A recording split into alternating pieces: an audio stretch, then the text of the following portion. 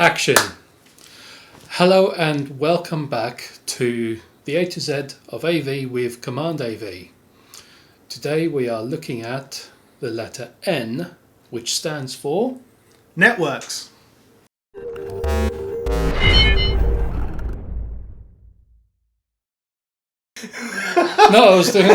So, by networks, we don't mean the modern day business version or definition of networks or networking where professionals cold network with you through LinkedIn, Facebook, etc. What do we mean? What are we talking about? We are talking about routers, switches, gateways, wireless access points, infrastructure cabling, that kind of network. So anything that allows you to connect to the internet with your phone, your laptop, computer, TV, car these days as well. Not just that, a network is a backbone of communication between hardware. So when you have things like TVs that are controlled over IP, that all gets done over a network. And of course, the biggest network in the world is the internet, which is just a bunch of interconnected networks. The internet is called the World Wide Web for a reason.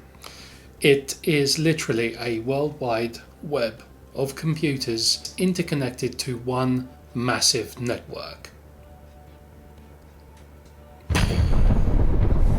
But why are networks important? More specifically, why are good networks important? Because there are bad and good networks. There are, and that's a very good question. Networks are important, firstly, because, like you've already mentioned, it allows us, or our devices at least, to talk to one another. In fact, it does actually allow us to talk to one another, be it through modern day messaging like WhatsApp, for instance, Telegram, Signal. Some of those alternatives are quickly rising up because of that whole.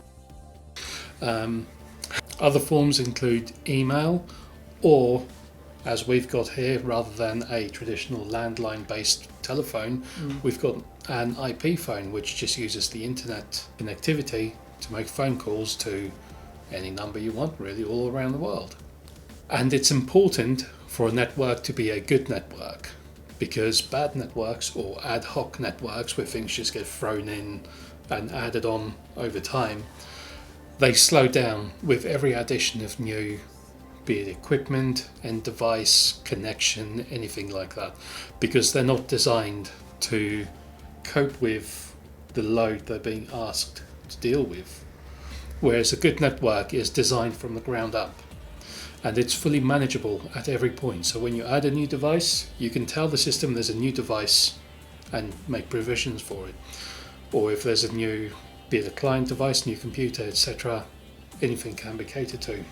And generally, good and well-designed networks are easy to upgrade because you know exactly where everything is. You can literally remove something and put an upgraded device directly in its place.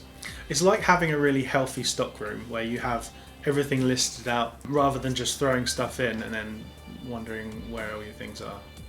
Good.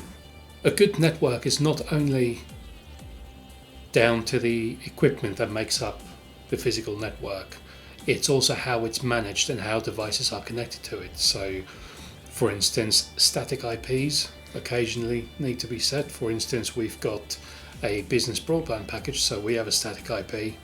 It allows the internet service provider greater management over the service that we receive. Similarly, in networks that we work with, they're much smaller, but we also use static IPs for being able to know exactly where certain devices are located on the network, and that allows us to control them and access them as and when needed without having to guess or do a network scan to find the IP address of a certain device. There's a time and a place for static IPs and using DHCP, which is mainly for devices that aren't going to remain on the network all the time, like your mobile phone, for instance. That's always going to be jumping in and out. There's no point in setting a static IP for things like that.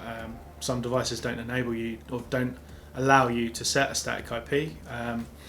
There are ways and means about doing that. Using DHCP reservations. Boom, that'll be enough about that. So in summary, networks enable us to remotely access other networks, Update devices. It enables IP control of certain devices. which eliminates other cables and wiring and additional things that can go wrong. Like IR bugs falling off your TV because it gets too warm and melts the glue. Yeah. Being able to configure devices through web UIs is quite nice. A lot of other amplifiers, matrices, so like audio matrices, video matrices, of course, network devices all use web user interfaces. So you don't even need to install any software on the computer or the phone that you're using, or whatever device it is that you're using to configure something. You just need a web browser. So that's enough about networks. In the next video, we are looking at The letter O, I need to say W then. The letter O, which stands for outdoor equipment or devices, or stuff. TVs.